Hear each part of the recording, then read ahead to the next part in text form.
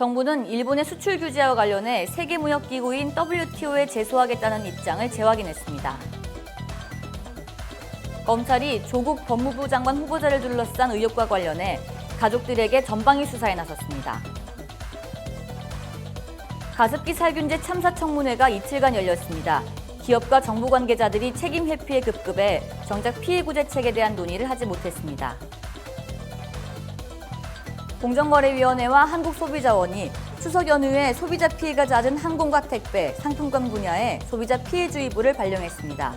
자세한 소식 잠시 후 뉴스에서 전해드리겠습니다. 시청자 여러분 안녕하십니까? 신동아 방송 뉴스 김진주입니다. 정부는 일본의 수출 규제와 관련해 세계무역기구인 WTO에 제소하겠다는 입장을 재확인했습니다.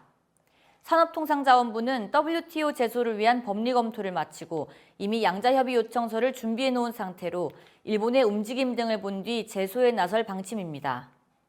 제소 내용은 일단 일본이 지난달 반도체 디스플레이 소재 3가지 품목을 특정해 수출을 규제한 것에 초점을 맞출 것으로 보입니다. 정부는 우리 100색 국가에서 일본을 제외하는 절차도 진행 중입니다. 다음 달 3일까지 국민의견 수렴을 마치면 법제처 심사와 관계부처 협의를 거쳐 다음 달 중순쯤 공포할 방침입니다.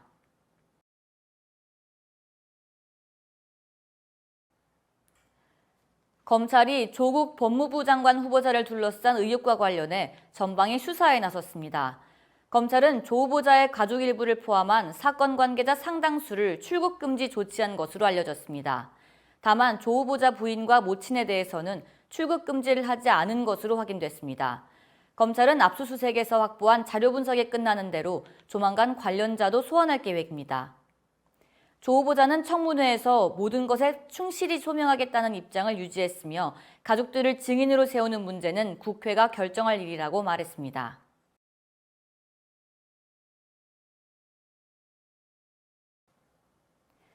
가습기 살균제 참사 청문회가 이틀간 열렸지만 기업과 정부 관계자들이 책임 회피에 급급해 정작 피해 구제책에 대한 논의는 하지 못했습니다. 앞서 특조위는 군부대 12곳에서 유독성 살균제 800여 개가 사용된 것으로 확인됐는데 국방부가 밝힌 피해 규모는 더 컸습니다. 55곳에서 2,400여 개가 사용된 것으로 나타났습니다. 다만 LG생활건강 측은 흡입과 독성 시험을 하지 않는 등 안전성 검증을 부실하게 했음을 인정했습니다.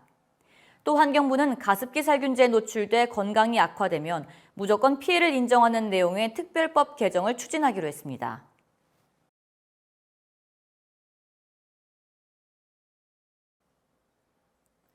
공정거래위원회와 한국소비자원이 추석 연휴 소비자 피해가 잦은 항공과 택배, 상품권 분야에 소비자 피해주의보를 발령했습니다. 이들 분야는 추석이 포함된 9월과 10월에 이용이 급증하는 분야로 이 기간 소비자 피해 구제 접수 건수가 재작년 256건에서 지난해 381건으로 늘었습니다. 항공은 운항 지연에 따른 일정 차질이나 수화물 분실 배상 거부, 택배는 물품 분실과 파손에 대한 배상 거부, 상품권은 사용 거절과 환급 거부 등이 주요 유형입니다. 공정거래위원회는 배상 요구를 위해 계약서와 영수증 등 증빙 자료를 보관하는 것이 도움이 된다고 설명했습니다. 이상으로 뉴스를 마치겠습니다. 시청해주신 여러분 고맙습니다.